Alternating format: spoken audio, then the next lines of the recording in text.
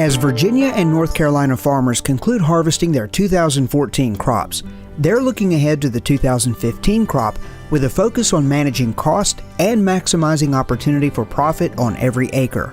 We at Advanced Agra Service understand that our first step to planning for the future is taking in account of lessons learned in the past. So, let's go to the field and check our performance in 2014. The 1163, of course, is a high-performing corn. It's done very well, especially the last 2 years. We've got a lot of water. We got some water some other guys didn't get this year, and it's done well. It makes a great silage corn, and it's got the grain there too.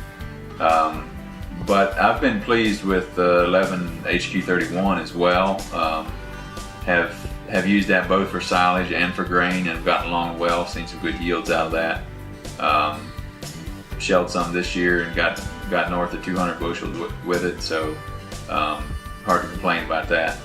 The 1143, that's a new hybrid for me this year.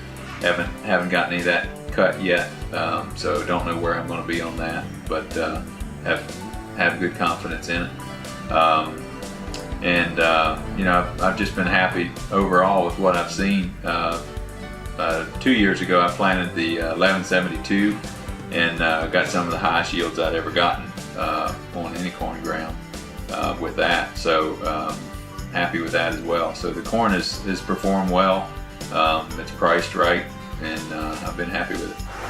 We didn't decide to enter this till partway through the summer, so we didn't really do anything special up front, but we did flea fungicide on this summer, and top dress nitrogen, their last chance to get over with the spray coop, and had decent rain, run a little shy here at the end, but 11H63's done well for us in the past, and it's done okay again this year, so I'm happy enough. I keep growing just a little bit more of it, just a little bit more of it, and I've just about put 100% of my confidence in Seed Consultants, and it ain't nothing more than just going from one variety to the next, and from one company to the next, and trying to find what works best for us, and Seed Consultants just keeps pulling in there just a little bit stronger, and I mean, it's consistent. Every year it's consistent. It don't matter if it's wet, it don't matter if it's dry. We've had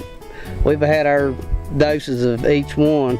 This year was a wet year, but last year wasn't so wet, and we still had the same results.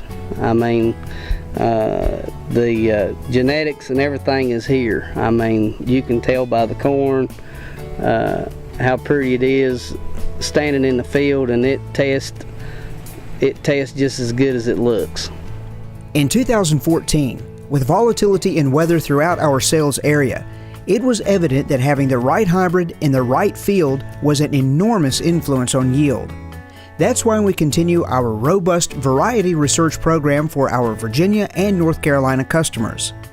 As research data accumulates on our Seed Consultants and Supreme EX corn and soybean varieties, we gain new and valuable insight into making recommendations that correctly position our products to maximize yield and limit risk.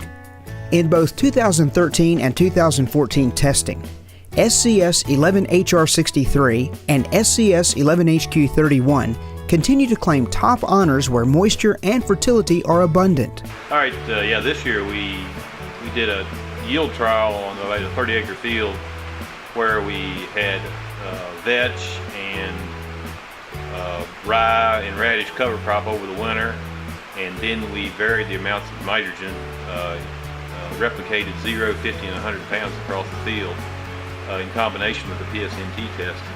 Actually, the PSNT test said we didn't need any additional nitrogen for the yields that we were shooting for, and that whole field averaged around 210, 212 bushel. The high yield was 228 and the low was 209 across the whole field, but we were pleasantly surprised.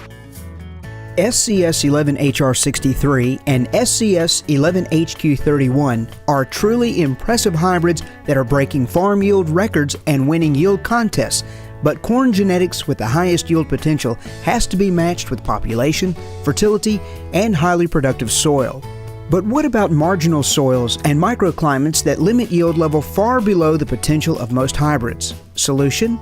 SC 1172. I'm real conservative by nature. I plant for a drought. I don't push for a lot of nitrogen. Last year, this corn made a bushel of corn on 7/10 of a pound of nitrogen. We plant somewhere 27,000, give or take. No matter what the moisture is with our heat and conditions, we're just a couple weeks from a drought. To make corn, we need some water. So I pretty much plant for a drought every year. I have some bottom ground that we push a little bit harder, but sometimes I'll give up on the top end to make a crop. This corn, this 1172, has been through some dry years. This field 2 years ago was planted in 1172, and it was by far the best we had. It averaged 150 bushels when normal was right much less, probably 110 or 15. So it hangs in there. I like the conventional corn. This field we're standing in does have the resistant pigweed in it. We do burn down with Roundup, but I'm trying to get it out of my rotation to control the pigweed as much as possible.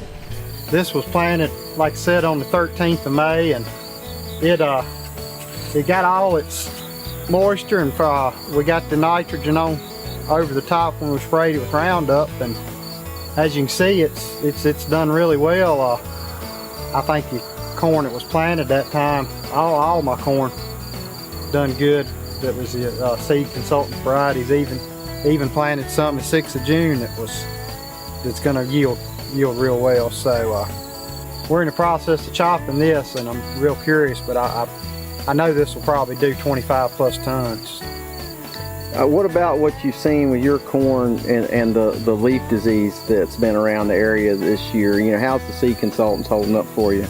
It's staying green. Like I said, you can pick out a few spots of just little spots of northern blight coming on, but as far as standability, length, color, and stalk strength, I don't see how you can get much better. What comment would you have with regard to how the seed consultants lineup works in your operation? Well, it works really well. It allows us with processing the silage, it allows us not to have to buy a lot of corn, because I can utilize the corn that's in the silage, and so I don't have to purchase extra corn or raise extra corn to put a feed with my silage, as far as another source of energy for my cows. And when you can grow it like this, and plus you get the tonnage too, so it gives us a little extra to carry over till next year. So. Which variety this year has caught your eye? Any one of them any more than the other? I would say this 72. I've got a field of upland that was planted the day after this, and this field of bottomland. I would say in general, this one has really caught my eye in ear size, corn stature and height, and stay green. I've been impressed with the 43. It was planted later, but I'll be chopping it in a few weeks, but it looks good for corn that was planted in June.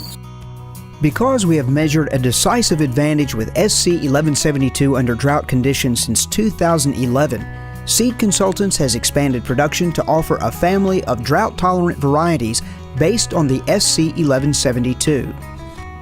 SC 11 AGT 43, SC 11 AQ 74, and SC 11 AQ 15.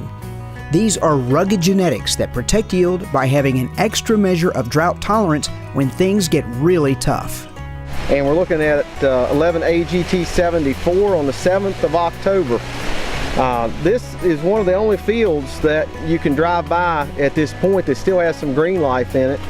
And this hybrid, along with 1143 and 1172, comprise our best stay green lineup for Southwest Virginia and the Shenandoah Valley in terms of giving you an extra measure of tolerance to the leaf diseases that have been so prevalent in 2014. These varieties in particular have been standouts this year as far as giving us extra stay green. A lot of farms, they were harvested last because a number of the competitor varieties dried up first. And so we recommend heartily 11 AGT 74 because of its drought tolerance as well as additional stay green for silage production. Had an awesome growing season this year, cool temperatures, plenty of rainfall. Cutting 11 AGT 43 at around 28 to 30 tons per acre. You can see the hybrid here is really clean. You know, planted a high population of 34,000. Really pleased with the job it's doing and the forage quality coming out of the cutter. I like this hybrid a lot for its drought stress tolerance, and it's a pretty determinate type of ear, so the ears don't have a tremendous lot of flex, but there's a lot of them out here. We're looking at around 220, 230 bushels here probably, and really like this hybrid for its silage forage quality and its performance under stress and the plant health that it brings. In 2014, our well-researched silage lineup fed more dairy herds than ever before, and we plan to work hard to keep that trend going. SCS 11 HR 63, SCS 11 HQ 31, SC 11 AQ 43, SC 11 AQ 72, and SC 11 AQ 74 comprise our 2015 silage lineup. These hybrids represent valuable tools in the hands of North Carolina and Virginia silage producers, enabling them to harvest more pounds of milk or beef from every forage acre planted. We grew about approximately 900 acres of Seed Consultants corn this year.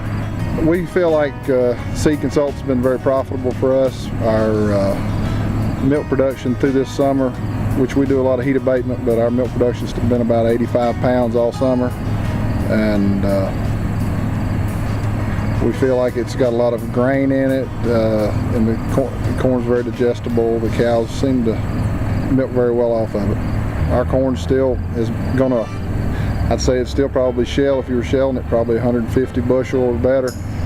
And I think it's stayed healthy and green longer than some. I was very impressed with the 31 this year. Had a really nice ear on it, even though some of the drought kind of hit it a little bit funny. I think it was still shelled over 150 bushel. It was really good corn. Most every time the starch levels are really good. I think we see on the milk 2000s, we're 2,800 pounds, sometimes a little better. And the NEL's like 0.8, and we see TDN 75, 78%, something like that. It holds up very strongly against every other competition we've seen. When you're trying to push for that last 5 or 10 pounds of milk, you've got to have everything right. But the forage quality is very high on the list. This is our first year on 15-inch row. We didn't really know where to start on population-wise. So on this good land here under Dairy Barn, we just thought we were going to shoot close to a plant per square foot. So looking 43, 44,000. So that's what we ended up with. So far, we've been extremely happy with it. It's got good height, good stay green. And it's good disease tolerance too. Considering it's 15-inch row corn, and you're going to tend to have a little more disease problems. All the corn we've looked at, all the ears we looked at, me and my brother, most 16 around, some 18 around, and 35, 36 long. I think this field here would. Spots in it will easily go well over 300 bushels, but we'll be hopefully making silage out of this corn in a couple of weeks, and we might leave out a couple acres to shell just to see what it will do. Locally adapted varieties and the latest technology. That's a powerful combination for your farm.